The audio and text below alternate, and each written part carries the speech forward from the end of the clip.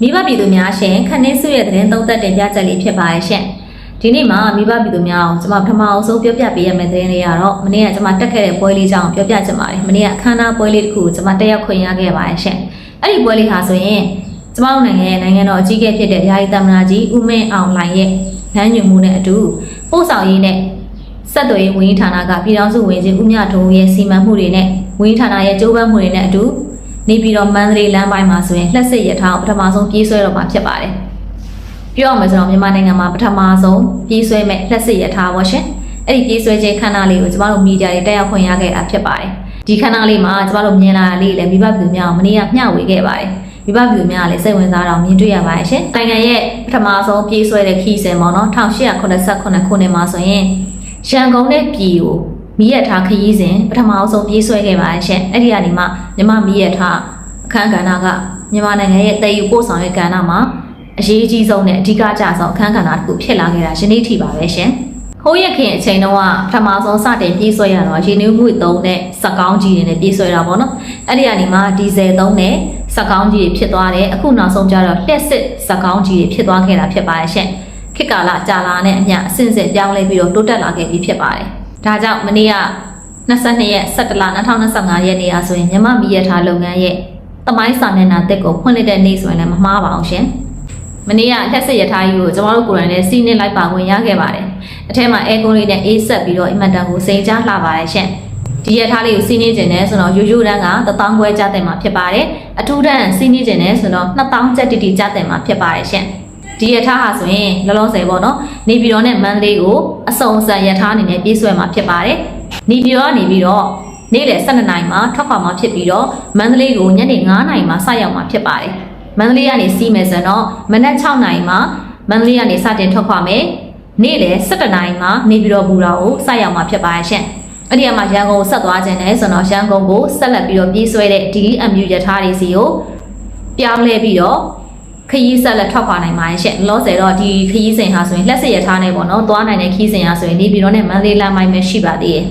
အခြားလမ်းမိုင်းတွေကတော့ DMU ရထားနဲ့ပဲသွားလာအောင်မှာဖြစ်ပါရဲ့ရှင်ဒါပေမဲ့ဆက်လက်ပြီးတော့တိုးချက်ပြီးတော့တိုးပြေးဆွဲတာလုပ်မှာဖြစ်တဲ့အတွက်မိဘပြည်သူများမကြခင်မှာမြန်မာနိုင်ငံအနှံ့အလျားမှာလက်စစ်ရထားကြီးစီးနိုင်ပြီပေါ့ရှင်ကျမတို့တက်ကတော့ဒါဝမ်းသာစရာသတင်းလေးတစ်ခုပါပဲ။ဘာကြောင့်လဲဆိုတော့မီးရထားဆိုတာကကားထက်စားလို့ရှိရင်အများကြီးကုန်ကျစရိတ်တက်တာပါတယ်။အခုတော့မှမီးရထားဈေးနှုန်းလေးကိုကားဈေးနှုန်းနဲ့ရှင်တဲ့အခါမှာတော်တက်တာတယ်ပေါ့နော်။နေပြည်တော်ကနေမန္တလေးကိုသွားတဲ့အခါကျလို့ရှိရင်ကားဈေးနှုန်းကအနည်းဆုံး3000ကျော်လောက်တော့ကျတက်ပါတယ်ရှင်။အခုရထားနဲ့ဆိုရင်အထူးတန်းစီမှာ2000ပဲကျတယ်ရှင်။အဲ့ဒီမှာ1000လောက်ကကွာဟနေရပါတော့။ပြီးတော့ကုန်စည်စီးဆင်းမှုတွေဟာဆိုရင်လည်းပို့ပြီးတော့ကားထက်စားရထားနဲ့တည်တာကပို့ပြီးတော့ဈေးနှုန်းတက်တာတဲ့အတွက်ကုန်စည်နှုန်းတွေလည်းရှေ့မှာကျဆင်းလာနေတဲ့အခြေအနေတွေအများကြီးရှိပါရဲ့ရှင်။အကြောင်းလက်စစ်ရထားကြီးတွေမြန်မာပြည်အနှံ့တွေကအများကြီးတိုးချဲ့ပြီးတော့ပြေးဆွဲနိုင်ပါစေလို့ကျွန်မကဆန္ဒပြုပါရဲ့ရှင်။မိဘပြည်သူများအနေနဲ့လည်းကိုယ့်နိုင်ငံရဲ့ဖွံ့ဖြိုးတိုးတက်မှုတွေကိုမျက်ခြေမပြတ်ပဲသိရှိနိုင်မှုအတွက်ကျွန်တော်တို့သတင်းသမားတွေကတင်ဆက်ပေးတာဖြစ်ပါတယ်။ကျွန်မနိုင်ငံကစိုးရိုက်လည်းရှိရကောင်းတာလည်းရှိရပါရှင်။စိုးရိုက်ဆိုအားလုံးဝိုင်းဝန်းပြီးတော့ဖြေရှားရတယ်ဆွေးနွေးပြီးတော့ဝေဖန်ရတယ်။ကောင်းတာတွေဆိုလည်းကျွန်မတို့ကနိုင်ငံတော်ချီးကျူးရတယ်ရှင်။မြမမီးရထားမှာဆိုရင်ဒါပို့ဆောင်ရေးနဲ့ဆက်သွယ်ရေးဝန်ကြီးဌာနရဲ့လှုပ်ဆောင်ချက်ပေါ့နော်ဒီလှုပ်ဆောင်ချက်ကိုသမိုင်းမှတ်တမ်းထုနိုင်ခဲ့တဲ့အတွက်ဒီဝန်ကြီးဌာနအတွက်လည်းဒါဟာသမိုင်းမှတ်တိုင်တစ်ခုဖြစ်တဲ့ဝန်ကြီးဌာနမှာဒီလိုအချိန်ကာလမှာတာဝန်ယူခဲ့တဲ့သူတွေအတွက်လည်းဒါဟာဂုဏ်ယူစရာသမိုင်းမှတ်တမ်းတစ်ခုပါပဲဒီသမိုင်းမှတ်တမ်းလေးဟာမိဘပြည်များအားလုံးအကျိုးစီးပွားအတွက်ဖြစ်ပေါ်လာတဲ့သမိုင်းမှတ်တိုင်လေးဖြစ်ပါရဲ့ရှင်ဒါကြောင့်ကျမတို့မီဒီယာသမားတွေအားလုံးကလည်းဝမ်းသာဂုဏ်ယူစွာနဲ့ဒီသမိုင်းမှတ်တိုင်လေးကိုသတင်းရယူပြီးတော့တက်ဆက်ခွင့်ရတဲ့အတွက်လည်းနိုင်ငံနဲ့လူမျိုးအတွက်တကယ်ကိုပျော်ရွှင်ဝမ်းမြောက်ရပါတယ်ရှင်။ကျမလည်းဒီကမန္တလေးကိုခီးထွက်တယ်ဆိုရင်ရထားစီးပြီးသွားမယ်ရှင်။ရထားအောင်မှာကျမတို့တွေ့ရဆိုနှုတ်ဆက်ကြပါနော်။အဲ့ဒါလေးတော့ကျမမိဘပြည်များပြောချင်ပါတယ်ရှင်။ဒီနေ့မိဘပြည်သူများအတွက်ကျမနောက်ထပ်သတင်းလေးတစ်ပုဒ်လည်းရှာဖွေထားပါတယ်။အဲ့ဒါလေးကတော့အခုဆိုရင်နိုင်ငံရေးပါတီတွေကပေါ့နော်။ရွေးကောက်ပွဲဝင်ရတော့မယ်ဆိုတော့မဲဆွယ်တဲ့ကိစ္စတွေအများကြီးလုပ်ကြတာပေါ့ရှင်။လုပ်ကြတဲ့အခါမှာဆိုရင်ထူးခြားတဲ့အရာလေးတွေ့လို့ရှင်ကျမမိဘပြည်များပြောပြရတယ်ပေါ့နော်။အဲ့ဒါကတော့ဂတိစကားကိုတကယ်ကိုပြပြတသားပေးရတဲ့သူဖြစ်တဲ့အခုလက်ရှိမှာနာမည်ကြီးနေတဲ့ပြည်ခိုင်ဖြိုးပါတီဥက္ကဋ္ဌဥက္ကဋ္ဌဖြစ်ပါရဲ့ရှင်။ဥက္ကဋ္ဌကနေပြီးတော့နိုင်ငံဝန်ထမ်းတွေကိုတိကျသိကြတဲ့ဂတိတွေပေးခဲ့ရရှင်။ဒီဂတိတွေအကြောင်းကျွန်မပြောပြချင်ပါတယ်။တချို့တွေကဒီမဲဆွယ်စည်းရုံးတဲ့ပွဲတွေမတက်ရောက်ဖြစ်တဲ့သူတွေသိရအောင်လို့ကျွန်မဂျားထဲကနေပြီးပြောပြပေးတာဖြစ်ပါရဲ့ရှင်။ကျွန်မအနေနဲ့ဥက္ကဋ္ဌရဲ့ဂတိစကားလေးကိုပြောပြတဲ့အခါမှာပေါ့နော်။နိုင်ငံဝန်ထမ်းတွေအဓိကနားထောင်စေချင်ပါတယ်။နိုင်ငံဝန်ထမ်းနဲ့ပတ်သက်တဲ့ဂတိစကားလေးဖြစ်နေတဲ့အတွက်ပါရှင်။ ဥက္ကင်ပြောသွားတဲ့ခရီးစကားလေးကတော့နိုင်ငံဝန်ထမ်းတွေကဆိုရင်တဲ့နိုင်ငံဝန်ထမ်းကတ်ကင်ဆောင်ပြီးတော့ဗောနော်ခီးသွားတယ်ဆိုရင်ကြီးရည်လေးခရီးကုန်းလန်းခီးပဲသွားရေလန်းခီးပဲသွားလေကြောင်းခီးပဲသွားအခမဲ့သွားလာနိုင်မှုအတွက်ကိုစီမံပေးပါမယ်ဆိုပြီးတော့တေချာလေးခရီးစကားခရီးကဝတ်ပြုခဲ့ပါတယ်ရှင်ဒါအပြင်နိုင်ငံဝန်ထမ်းတယောက်နေတဲ့အချိန်ပိုးပေါ့နော်အချိန်ပိုးရုံးချိန်ထက်ကြော်သွားတယ်ဆိုတာနဲ့အဲ့ဒီအချိန်ပိုးကြီးကိုရရှိနိုင်မှုအတွက်လည်းစီမံဆောင်ရွက်ပေးမယ်ဆိုပြီးတော့မဲဆွယ်ကတိပေးခဲ့ပါတယ်ရှင်ဒီကတိနှစ်ခုဟာနိုင်ငံဝန်ထမ်းလောကကိုလှုပ်ခတ်သွားခဲ့တဲ့ကတိဖြစ်ပြီးတော့အားလုံးကလည်းဥက္ကဋ္ဌရဲ့ပြောကြားချက်ပေါ်မှာ2000အားရရှိလာတာကိုလည်းကျမတို့ကြားသိရပါတယ်2025ရွေးကောက်ပွဲအတွက်ကိုပါတီအားလုံးမဲဆွယ်ကြတဲ့ကိုယ်စားလှယ်အားလုံးမဲဆွယ်ကြတဲ့နေရာမှာအမြဲတမ်းပြပြတသားပြောပြီးတော့ဂတိကိုပေါ့နော်တိတိကျကျပြောရမယ်ဆိုတော့ဂတိကြမ်းကြမ်းနေပေးတာပေါ့နော်ဂတိတိတိကျကျပြပြတသားကြမ်းကြမ်းတက်တက်အဲ့လိုမျိုးလှုပ်ရအောင်လုပ်မယ်ဆိုတဲ့ပုံစံမျိုးနဲ့ပေးတတ်တဲ့ပုံကတော့ဥက္ကဋ္ဌပါပဲရှင်ဥက္ကဋ္ဌရဆိုရင်နိုင်ငံရေးသမားတယောက်ဖြစ်နေရဲဆိုပေမဲ့သူပြောတဲ့စကားတွေကတော်တော်ပြတ်သားတာကိုကျမတို့ကြားသိရပါတယ်ဟိုလွန်ခဲ့တဲ့ရက်ကဆိုလည်းမိဘပြည်များကြားမှာပေါ့နော်ကျွန်တော်လုပ်မယ်ကျွန်တော်ရအောင်စူးစမ်းပြီးလုပ်မယ်ကျွန်တော်မလုပ်နိုင်ကျွန်တော်လက်သီးနဲ့ထိုးဆိုပြီးတော့ပြောတဲ့စကားလေးကလည်းမိဘပြည်များရဲ့နှလုံးသားတွေကိုတော်တော်ကိုရောက်ရှိသွားခဲ့ပါတယ်အစိုးမြင့်ဝါဒရှိတဲ့သူတွေအတွက်လည်းဒါကလောင်ပြောင်စရာအနေနဲ့ပြောဆိုနေကြတယ်မြင်တွေ့ရတာပေါ့နော်တချို့ကြလည်းချစ်လို့စကြတဲ့အနေထားလေးပေါ့ရှင်ဒါလူတွေကတော့တက်မျိုးစီရှိကြတာပေါ့နော်ဒါပေမဲ့ဂတိပေးရဲတယ်ကိုလုံမယ်ဆိုတဲ့အရာကိုပြပြတသားပြောရဲတယ်ဆိုတဲ့သူအနေနဲ့ကတော့ကျမတို့ USD ပါတီဥက္ကဋ္ဌဥက္ကဋ္ဌကိုသဘောကျနှစ်ကြိုက်ပါတယ်စကားကိုဟိုလိုဒီလိုပြောရတဲ့စားလို့ရှိရင်ပြပြတသားနဲ့လုပ်ပေးနိုင်တဲ့အတိုင်းအတာအထိကိုရဲရဲတင်းတင်းပြောချလိုက်တာကကျမနိုင်ငံအတွက်ပို့ပြီးတော့လိုအပ်နေမယ်လို့လည်းကျမထင်ပါတယ်ရှင်ကျမတို့ကရက်တီစရာရှိရင်လည်းတစ်ဖက်ကိုပြပြတသားရက်တီရမယ်အချိန်ကာလတစ်ခုပါပြောစရာရှိရင်လည်းပြပြတသားနဲ့လုပ်ပေးနိုင်တာကိုတိတိကျကျပြောလိုက်ရမယ်အချိန်တစ်ခုပါရှင်ဒီလိုခေတ်ကာလကိုရောက်ရှိနေတာပေါ့နော်ပုံမှန်အားဖြင့်ဆိုတော့နိုင်ငံရေးသမားတွေကစကားကိုဟိုလိုဒီလိုနှစ်ခွပြောရတယ်ရှင်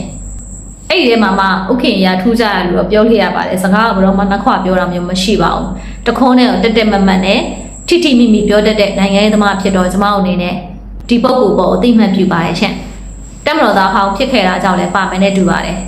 က္ကဋ္ဌလိုမျိုးပဲစကားပြောပြတ်သားတဲ့နိုင်ငံရေးသမားတွေလည်းကျမတို့တွေ့ပါတယ်ဒါပေမဲ့တူညီနေရတခုကစကားကိုပြက်ပြက်သားသားနဲ့နှစ်ခွမပြောဘဲလှုပ်ပေးနိုင်တဲ့အချိန်တွေထိဝဲလိုတိုရှင်းပြောတဲ့နိုင်ငံရေးသမားတွေကြည်လိုက်လို့ရှင်တက်မတော်သားဟောင်းတွေဖြစ်နေရဲ့ရှင်အဲ့ဒါလည်းထူးခြားချက်တွေတစ်ခုပါပဲကျမနိုင်ငံမှာနိုင်ငံရေးသမားတွေအများကြီးရှိရပေါ့နော်ဆရာအောင်ဘွားလာတဲ့နိုင်ငံရေးသမားရှိရဲ့ရှေ့နေဘွားလာတဲ့နိုင်ငံရေးသမားရှိရဲ့တချို့ကြောင့်လည်း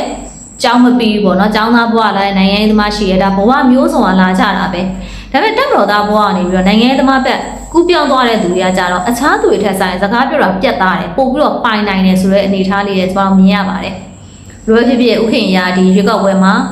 ဇေယျသီရိမြို့နယ်ကနေပြီးတော့ဝင်ရောက်ရှင်ပြန်မှာဖြစ်ပါတယ်နေပြီးတော့ဇေယျသီရိပေါ့နော်ဇေယျသီရိပြည်သူတွေအနေနဲ့ကတော့ဥက္ကဋ္ဌရဲ့ပြောဆိုချက်တွေကိုသဘောကျနှိမ့်ထိုက်တယ်ဆိုတော့မဲပေးခြင်းလို့ရှင်ပေးလို့ရပါတယ်ရှင်ကျွန်တော်မြန်မာနိုင်ငံမိဘပြည်သူတို့ယုံကြည်ပါတယ်မိဘပြည်သူတို့မှားမရွေးဘူးလို့တော့ကျွန်မထင်တယ်ရှင်နှစ်တည်းလဲကြားခဲ့ပြီလေဟုတ်တယ်မလားကျမတို့ကြုံခဲ့ဆုံခဲ့တာတွေလည်းဖြစ်တဲ့ရမ်းများသွားခဲ့ပြီပဲကျမတို့တွေ့ကြုံနေရကျမတို့အုံနောက်အသိဉာဏ်ကိုဖွံ့ဖြိုးတိုးတက်အောင်လို့လုပ်နိုင်နေပါပြီအဲတော့ကျမတို့မိဘပြည်များကိုယုံကြည်ပါတယ်နိုင်ငံအတွက်တကယ်ကိုတတိရှိရှိလုပ်ပေးနိုင်တဲ့သူတွေကိုရွေးချယ်နိုင်မယ်လို့ကျမလည်းယုံကြည်မျှော်လင့်ပါတယ်ကျမကိုယ်တိုင်လည်းဒီလိုလူတွေပဲရွေးချယ်မှာဖြစ်ပါတယ်ရှင်ကျမတို့အားလုံးပဲမဲလေးပြနေပဲနိုင်ငံရဲ့အလှည့်တစ်ခုကိုအရွေးတစ်ခုကိုပေါ့နော်ကျမတို့သွားရမှာဖြစ်ပါတယ်ခုချိန်မှာကျမတို့အားလုံးကလှေပေါ်မှာရောက်နေတဲ့သူတွေလိုပါပဲတက်ညီလက်ညီလှော်ခတ်မှသာခီးကိုရောက်မှာဖြစ်ပါတယ်အဲ့လိုမှမဟုတ်ရင်တော့လှေဝမ်းပေါက်တဲ့အခါမှာကျမတို့အားလုံးနစ်မြုပ်သွားမှာဖြစ်ပါတယ်ရှင်ဒါလေးပဲခေါင်းနဲ့ထည့်ပြီးတော့တက်ညီလက်ညီလှော်ခတ်တဲ့အချိန်မှာအနှောက်အယှက်မပေးဘဲနဲ့အားလုံးတက်ညီလက်ညီစူးစမ်းပြီးတော့ရွေးကောက်ပွဲခီးစဉ်ကိုလှော်ခတ်ပြီးပန်းနိုင်ရအောင်သွားလိုက်ကြအောင်ရှင်မိဘပြည်သူများရှင်ဒီနေ့မှာဆိုရင်ကျမပြည်သူ့တန်လေးတစ်ခုဖတ်ပြခြင်းပါရှင်ကျမစီကိုပြည်သူ့တန်လေးပေးပို့ခြင်းနဲ့ဆိုရင်တော့Viber နံပါတ်399353193991တို့